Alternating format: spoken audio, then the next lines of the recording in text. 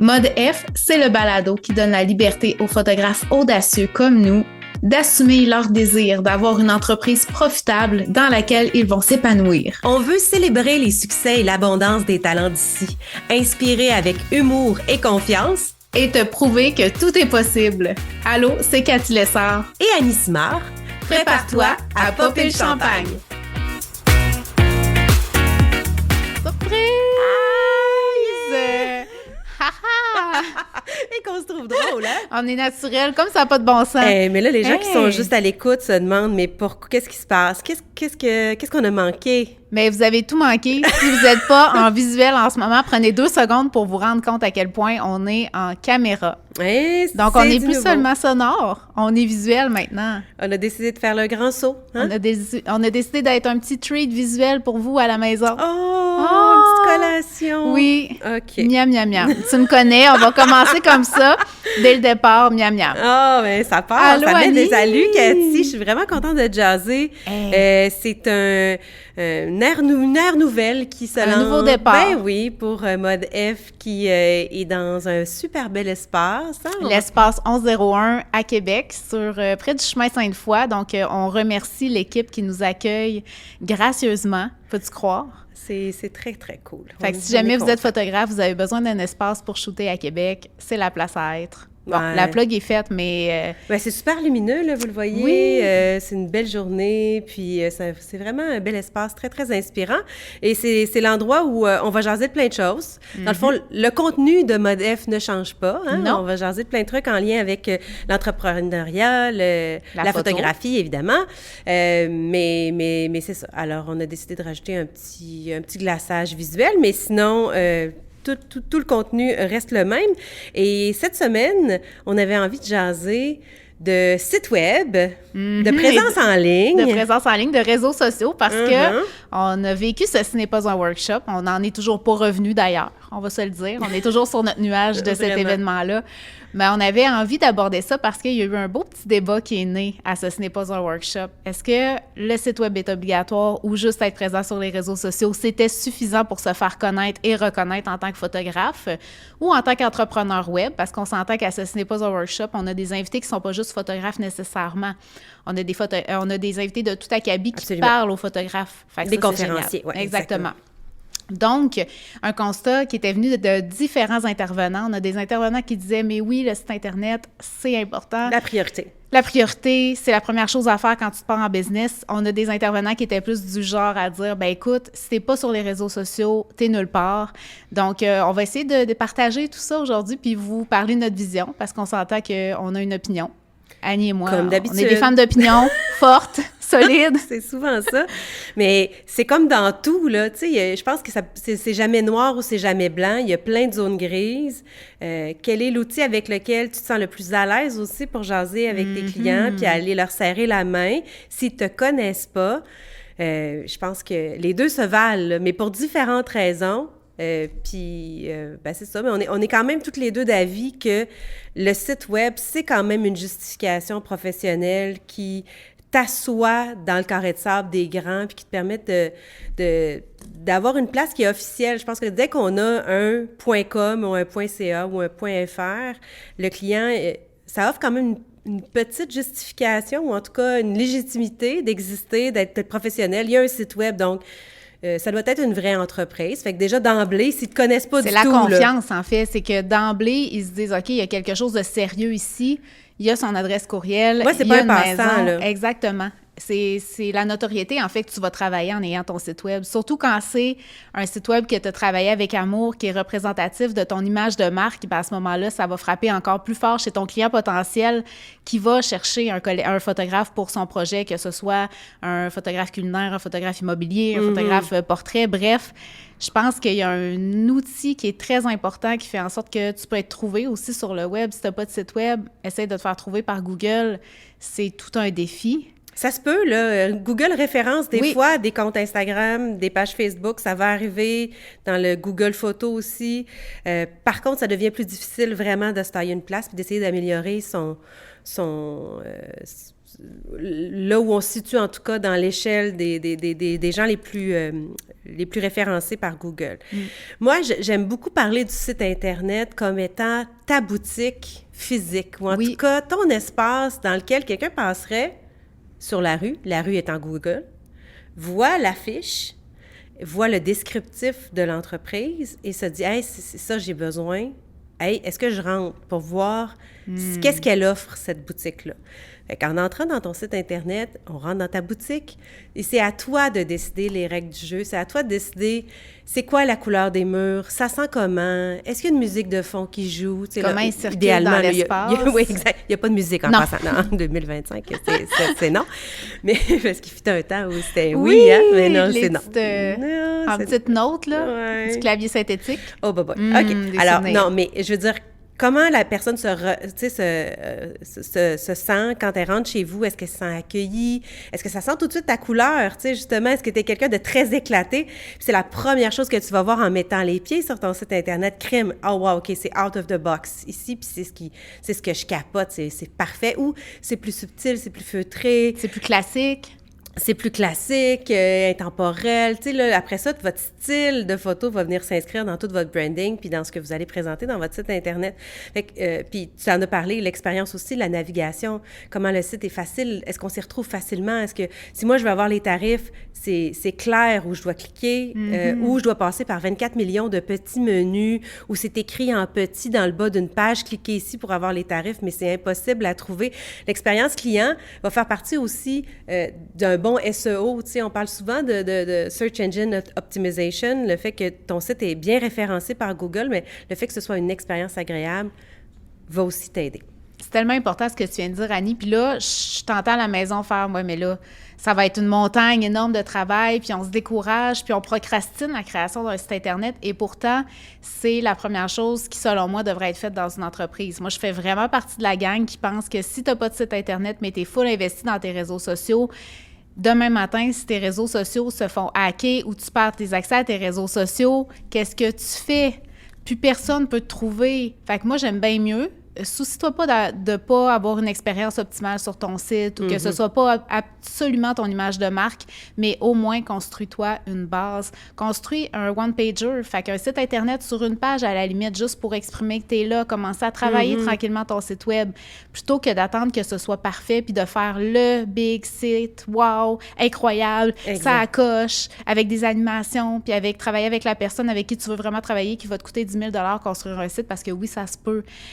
Tu peux vraiment te faire quelque chose de très simple. Il y a plein d'outils maintenant accessibles. C'est tellement plus facile. Quand j'ai commencé il y a 13-14 ans, là, c'était du code, puis il fallait importer des affaires déjà pré-montées d'avance. Tu sais, c'était impossible de penser d'utiliser vraiment sa propre police de caractère, ou en tout cas, il fallait l'acheter, la téléverser, mais c'était quand même assez compliqué pour quelqu'un qui s'y connaît pas vraiment en programmation.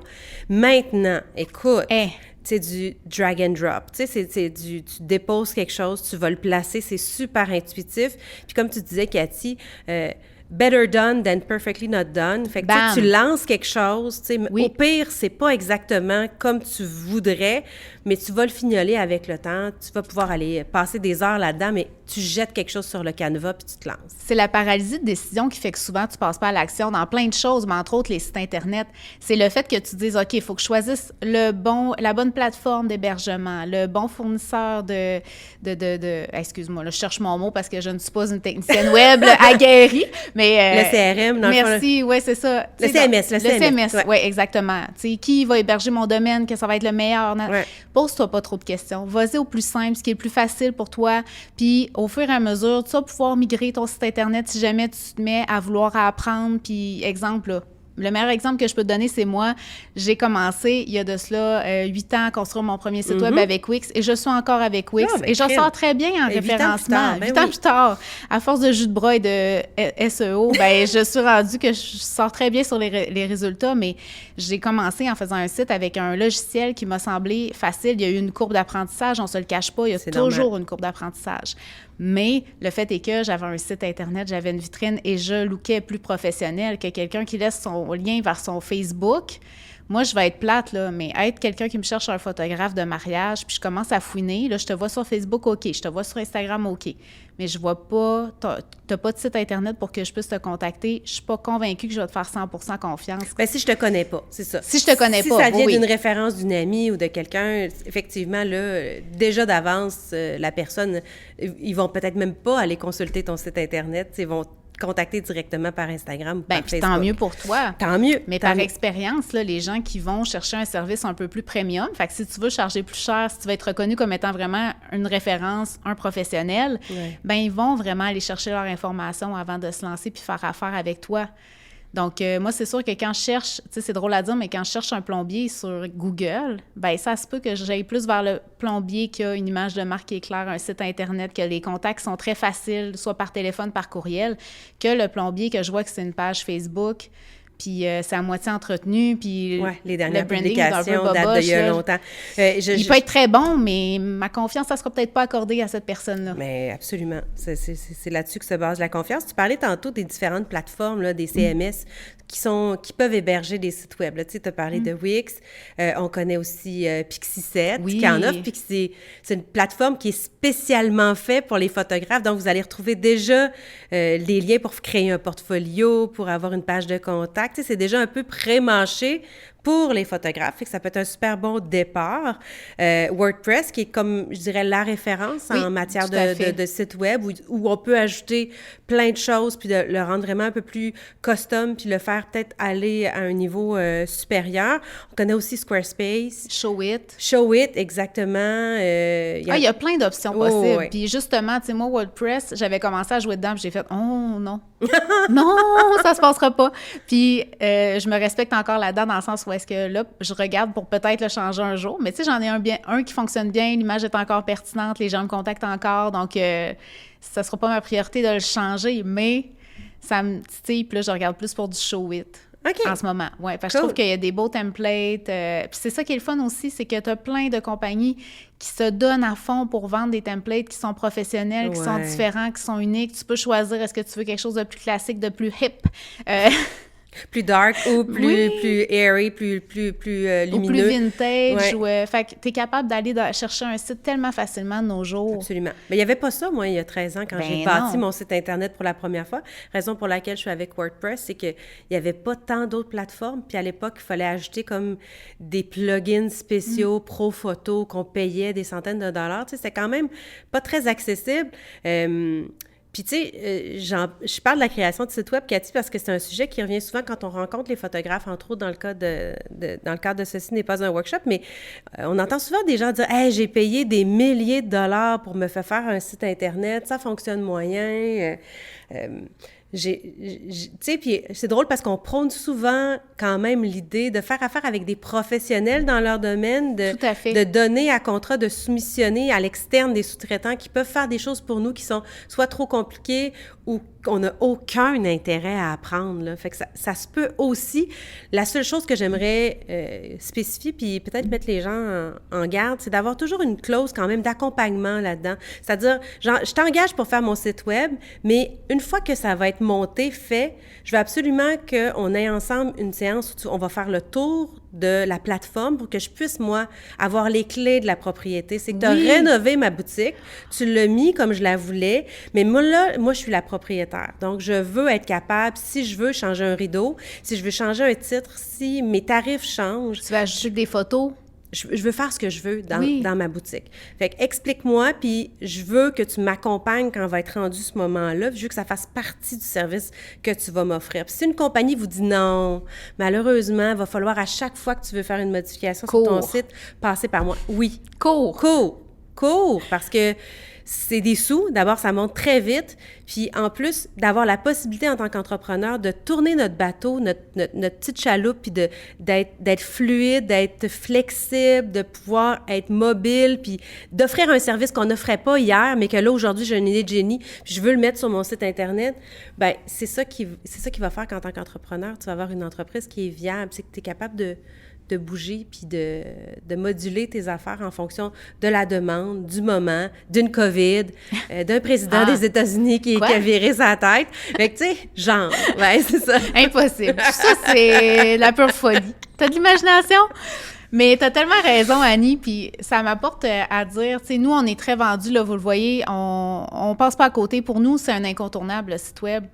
Mais je tiens à vous dire que si vous êtes juste sur les réseaux sociaux en ce moment, on vous aime pareil. Ben oui, quand même. Ben j'ai senti le besoin de le spécifier, là. C'est bon. Sentez-vous pas mal à la maison en petite boule puis en train de pleurer, ben non, là. Ben non. C'est juste de vous sensibiliser puis de vous mettre au courant que c'est vraiment un outil qui est super. Puis c'est parce qu'avec les réseaux sociaux, t'as pas le contrôle sur l'expérience que tu fais vivre à tes gens. C'est l'algorithme qui décide qu'est-ce qu'il voit avant, après ta publication, s'il la voit ou pas, ta publication, puis vient de la frustration avec ça en plus. Comment il cadre. Tu sais, c'est aussi niaiseux que comment il cadre. T'as zéro contrôle. Combien t'as de texte qui est présenté, qui tu peux taguer, pas taguer. En tout cas, mais c'est ça. Tu sais, ma vision des réseaux sociaux, là, est très simple, mais c'est vraiment un bel outil. C'est une poignée de main pour amener les gens à ton site Web, dans le fond. C'est la plus belle porte d'entrée que tu peux avoir pour qu'ils voient ta personnalité. Tu sais, quand ils se mettent à voir tes publications puis à scroller intentionnellement pour aller voir ce que tu peux faire, c'est un outil de promotion pour les gens qui te connaissent déjà, pour renforcer ton lien avec les gens qui te connaissent déjà aussi, parce qu'on se le cache pas, sur le site Internet, tu peux pas vraiment... Ben, tu as des blogs qui sont possibles d'ajouter, puis ça, c'est un bon outil pour le SEO en passant. On l'a appris à Ce n'est pas un workshop. Mais je pense que ça ouvre la porte, justement, à ton univers aux gens qui apprennent à te connaître. Puis c'est là où est-ce que tu peux te faire connaître de nouvelles personnes aussi, quoique de plus en plus d'experts s'entendent pour le dire. Il y a tellement de création de contenu qui se fait. Fait qu'il faut vraiment être là intentionnellement, se démarquer en ayant des choses qui soient très personnelles, pas nécessairement personnelles, tu t'ouvres le cœur puis tu t'épanches sur le lieu public, là, mais il y a vraiment quelque chose au niveau de montrer ta personnalité, montrer ta personne, juste montrer des belles photos, c'est plus suffisant sur les sites Internet, sur les réseaux sociaux. Hey, ça va, hein, on mélange les deux, mais il y a quelque chose de... faut être conscient que tant qu'à embarquer sur les réseaux sociaux, il faut jouer la game aussi des réseaux sociaux, de personnaliser ton contenu puis de te permettre, toi, en tant que propriétaire de ton entreprise, à être présent comme la figure de proue, parce que ça s'appelle Annie Simard photographe, ça s'appelle Cathy Lessard photographe. Il y a un humain derrière. Puis s'il y a quelque chose qui est insécurisant dans la vie, c'est de se faire prendre en photo. Donc, les gens, s'ils apprennent à te connaître, puis ils voient l'humain qu'il y a derrière l'appareil photo, ça les met vraiment en confiance. Donc, c'est là où est-ce que les réseaux sociaux, ça peut être vraiment intéressant pour donner confiance aux gens puis faire en sorte de te faire connaître. Mais il faut pas tomber dans la game des comparaisons. Puis ça, c'est un défi. Je dis « faut pas », mais moi-même, ça m'arrive encore à l'occasion. Et dépendant de la période de la semaine et du mois... Ça peut arriver plus souvent qu'autrement, mais je pense qu'il y a quelque chose de très important à réfléchir dans notre présence aussi sur les réseaux sociaux. C'est dans le sens où est-ce qu'il faut que ce soit stratégique, intentionnel, pas juste être à la recherche de likes, mais vraiment penser à qui tu veux parler, comment tu veux leur parler, qu'est-ce que tu veux montrer de toi. Je trouve que c'est encore plus important puis encore plus pertinent de nos jours tant qu'à être sur les réseaux sociaux puis passer tout ce temps-là, là. Tu sais, ne pas... c'est un vortex qui aspire du temps. Puis quelque chose que j'ai aimé de Valérie Busque, qui était à Ce n'est pas un workshop, parce qu'elle nous a donné un beau 3 heures bien riche de plein de pensées, mais une chose que j'ai adorée qu'elle nous a dit, c'est est-ce que vous êtes le consommateur de contenu ou le créateur de contenu quand vient le temps d'être sur les réseaux sociaux? Ça va faire toute la différence sur le temps, la qualité de présence que vous allez avoir, puis le fait de justement utiliser ça comme un outil, un levier pour votre business, plutôt que de perdre du temps puis de se comparer puis de se sentir comme un petit cacamou après que tu aies scrollé pendant 2 heures le matin. Oh, ouais. Mais, tu sais, je me pose une question, Cathy, sur... là, on a le débat entre la nécessité d'un site web versus les réseaux sociaux, puis on a déjà dit qu'il y avait toute une zone grise entre les deux, que c'était pas obligé d'être un ou l'autre, là. Par rapport à la génération, tu sais, nous, on jase, là, tu sais, tu vas avoir 40 ans, j'ai 45 ans, tu sais... Je me dis, est-ce que la jeune génération, les vingtenaires, là, début trentaine, fin vingtaine, est-ce qu'ils consomment autant Google que, mettons, les 40 plus? Ou, tu sais, pour eux, est-ce que si tu n'as pas, justement, de compte TikTok, c'est que tu n'existes pas? Tu sais, je me pose la question. Ben, en fait, c'est une super bonne question. Moi, ce que j'ai appris de mes lectures, fait que là, c'est zéro fait connu. Moi, je sais que je cherche pour quelque chose, je vais googler. Je suis faite de même. Parfait. Mais quoique, je me suis surpris à aller en voyage en Italie, là. Je sais pas si ça dit de quoi. Oui, c'est vrai. Ben oui. Puis, je vais chercher un photographe pour faire un petit tour de ville, puis prendre des photos. Finalement, j'ai pas réalisé le projet, mais il reste que pour chercher, j'ai été sur Instagram. Oui. Italie Photographer, tu sais, dépendant de la ville où j'ai été, je cherchais comme ça. Oui. Fait que les réseaux sociaux, maintenant, sont même devenus un moteur de recherche. Oui. Fait que je sais que pour les plus jeunes, ils vont chercher à même TikTok. Ça va être très puissant. Ils vont chercher à même, justement, Instagram, tu sais. Facebook, de moins en moins. Là, on s'entend que c'est un peu boudé par la plus jeune génération. Mais reste qu'il y a beaucoup de gens qui vont faire des recherches sur les réseaux sociaux. Tu sais, je pense au fameux groupe Facebook. Puis c'est drôle parce que j'ai écrit une infolette là-dessus, tu sais. Je vois un peu ça comme des mouettes quand il y a quelqu'un qui demande un photographe de mariage pas cher, qui coûte pas un bras, puis là, je vois ma gang de mouettes qui viennent mettre leur nom en dessous de ce post-là. Dans le stationnement du McDo.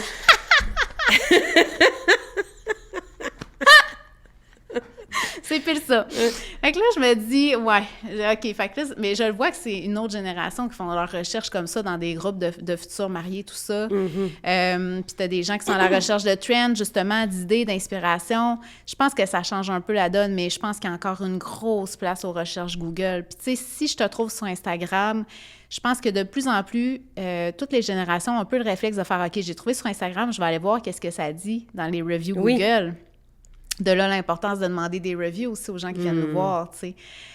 Mais ça, c'est un autre sujet. Mais tout ça pour dire que je pense effectivement que ça a un petit peu changé. Ils vont pas juste se fier sur Google, ils vont chercher aussi ailleurs. Oui, mais d'avoir en tête toujours de toute façon notre client cible ou à qui on s'adresse. Exactement. Parce que, tu sais, le côté peut-être corporatif, événementiel, c'est ça, corpo, peut-être que on va moins chercher sur les réseaux sociaux, puis on va plus googler.